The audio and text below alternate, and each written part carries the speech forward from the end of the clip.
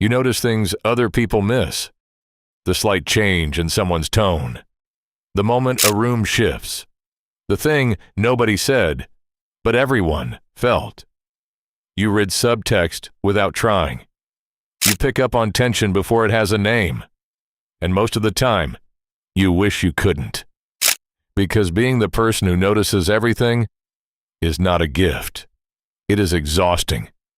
And the reason it happens is not what most people think. Psychologists call it sensory processing sensitivity. Researcher Elaine Aron first identified this trait in the early 1990s and spent decades mapping what it actually means to have a nervous system tuned to a higher frequency than most. Her research found that roughly 15 to 20% of the population processes sensory and emotional information more deeply than average, not more emotionally, more deeply. The brain of a highly sensitive person does not just receive input.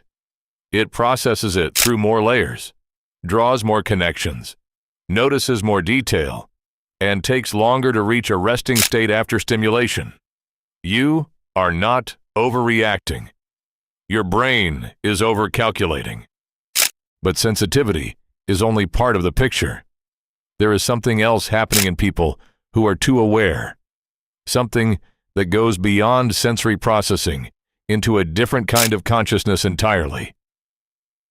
Psychologist Mihaly Csikszentmihalyi spent decades studying what he called the optimal experience, the state in which humans are most alive, most present, most absorbed. And one of the things his research revealed is that some people exist in a state of near constant meta-awareness. They are not just experiencing the moment. They are watching themselves experience the moment, narrating it, analyzing it, wondering what it means. They are inside the experience and outside it simultaneously. This is called self-monitoring, and research by psychologist Snyder at the University of Minnesota in the 1970s showed that high self-monitors are extraordinarily attuned to social cues. They adjust their behavior with precision in response to the people around them. They read rooms accurately. They predict outcomes with uncomfortable frequency. They notice inconsistencies in what people say and what people mean. And they carry the weight of all of it, silently, often invisibly, because nobody around them is processing at the same speed. There is a cost to this, a significant one. When your brain is running constant background analysis of every interaction, every environment, every emotional undercurrent in a room, it burns through cognitive resources at a rate that other people simply do not experience. Neuroscientist Antonio Damasio's research on emotion and decision-making revealed that emotional processing and rational processing are not separate systems in the brain.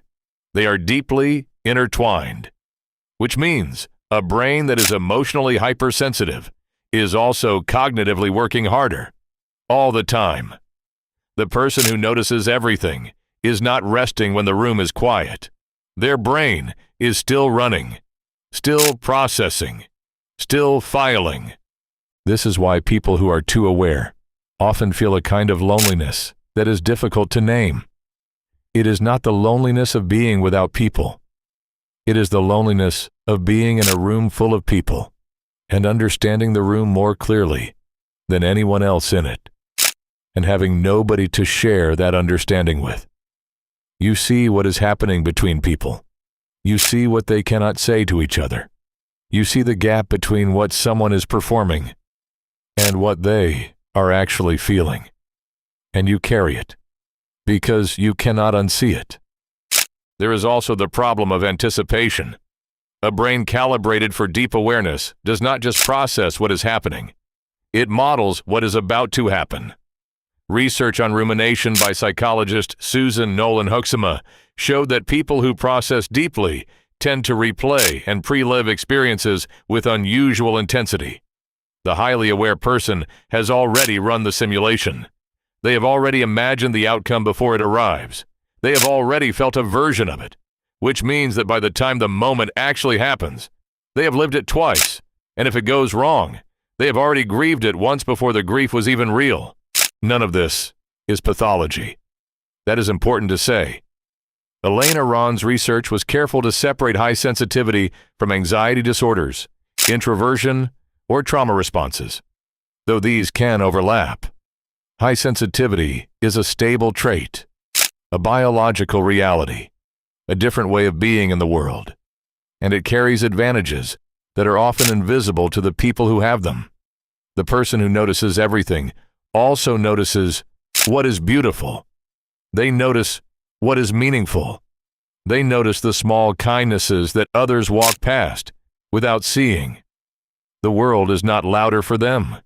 It is richer. But richness has a weight, and that weight is real.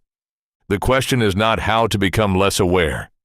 That is not possible, and it is not the goal. The question is how to carry what you notice without being crushed by it.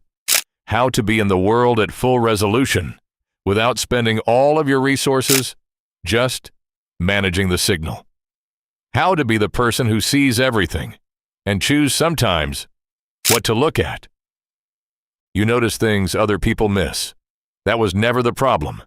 The problem was believing you had to hold all of it at once.